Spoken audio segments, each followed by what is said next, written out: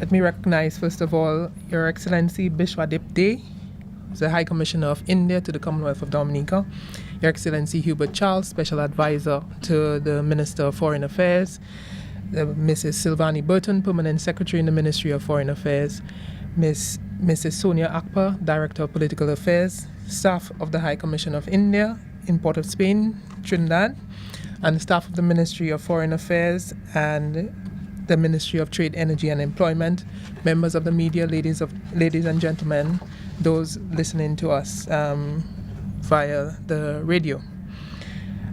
In December 2015, on the margins of COP21 Intergovernmental Conference on Climate Change, the Prime Minister of India and the President of France joined in launching the Paris Declaration on the International Solar Alliance. The alliance has as one of its main goals the coordination of international efforts to exploit solar energy in the interest of sustainable development and of the prosperity of the citizens of its member states. Today, the Commonwealth of Dominica will join 46 other United Nations member countries in signing the framework agreement of the International Solar Alliance, becoming the third Caribbean country to become a founding member of this important initiative. I am pleased, therefore, to welcome High Commissioner Bishwadip Dey to Dominica and to the signing ceremony. It is well known, ladies and gentlemen, that one of the factors holding back a surge in investment and hence in economic growth in the Caribbean region is the high cost of energy. In fact, the cost of energy in the Caribbean is said to be the highest in the Western Hemisphere and amongst the highest in the world. It is a desire to stem the leakage of investment resources that these high costs represent and to reduce the cost of energy to consumers that has motivated our action in the area of renewable energy. Thus, we in Dominica have been fully engaged in the design and implementation of policies to counter this high dependence on fossil fuels.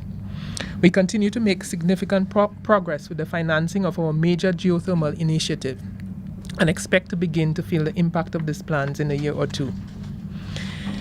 Ladies and gentlemen, in seeking to reduce our dependence on high-cost fossil fuels, we have always supported the idea of focusing on a viable mix of clean energy sources, hydro, geothermal, and solar.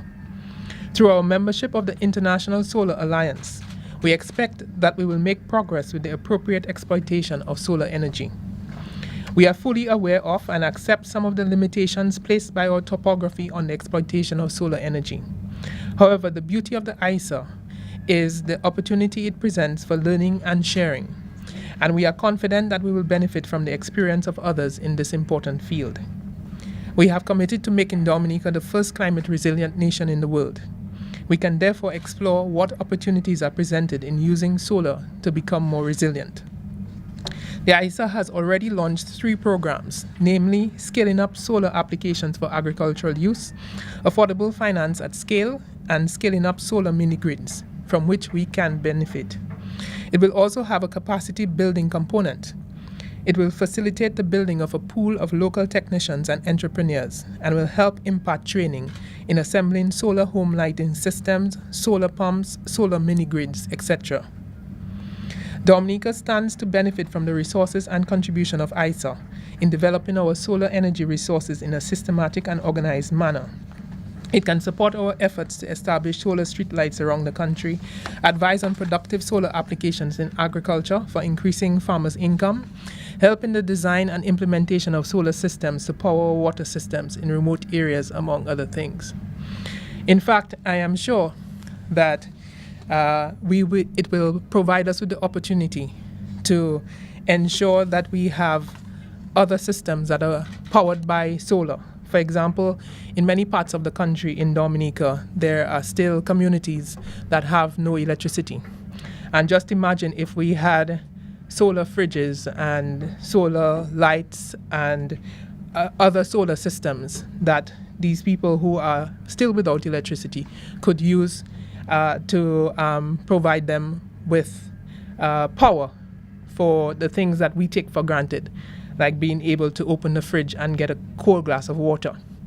And so there is potential with this being part of the Solar Alliance for us to look at areas where we can develop solar systems that can benefit us in the event that we are hit by another such storm Of course, we pray that we are not hit by another Hurricane Maria during our lifetime. But we must be cognizant of the fact that climate change is a reality, that we may have such systems again in the future, and we have to ensure that we use the technology that is available to us to reduce the inconveniences of not being able to have electric power as and when we need it. So I wish to congratulate and thank the government of India and France for this path-breaking initiative. The government of India has not only championed the idea of a global approach to the exploitation of solar energy among solar-rich countries, but has placed its considerable experience in this specialized area at the disposal of the member states of the alliance.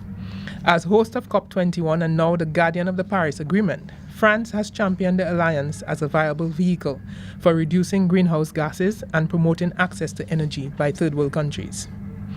India, I am informed, will not only fund the Secretariat for the ISA for a 5-year period, but has also contributed some US $350 million to a solar development fund to facilitate investments in solar generation projects in member countries.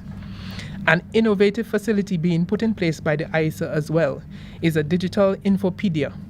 This is a digital interactive platform that allows member states not only to share information on solar matters and projects, but also to collaborate on the planning and delivery of joint solar initiatives. Optimal exploitation of the opportunities presented by our relationship with the ISA can only be realized if the private sector considers this an opportunity worth exploiting.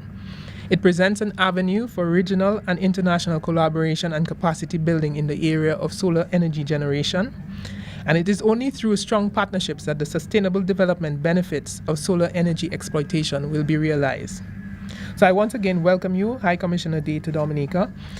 High Commissioner Day's purpose on this, primary purpose on this visit is the signing of the ISA Framework Agreement. We hope, however, that he will also take the opportunity to become even more familiar with the particular strategy that we have adopted for the reconstruction of our country following Hurricane Maria. Our hope is that the hands of friendship that has been extended to us in IT, as you would know, the government of India has funded our resource center at the State College, and also they have assisted in human resource development through the iTech program. They have provided assistance in agriculture, and now in solar energy. We expect their assistance will also be further extended to areas of adaptation and resilience building as we push ahead with our plans to establish the world's first climate resilient nation. Capacity building in clean renewable energy is a good place to start, and we think that other and equally exciting areas of collaboration beckon. So thank you very much for being here today to witness the signing of this agreement. Thank you.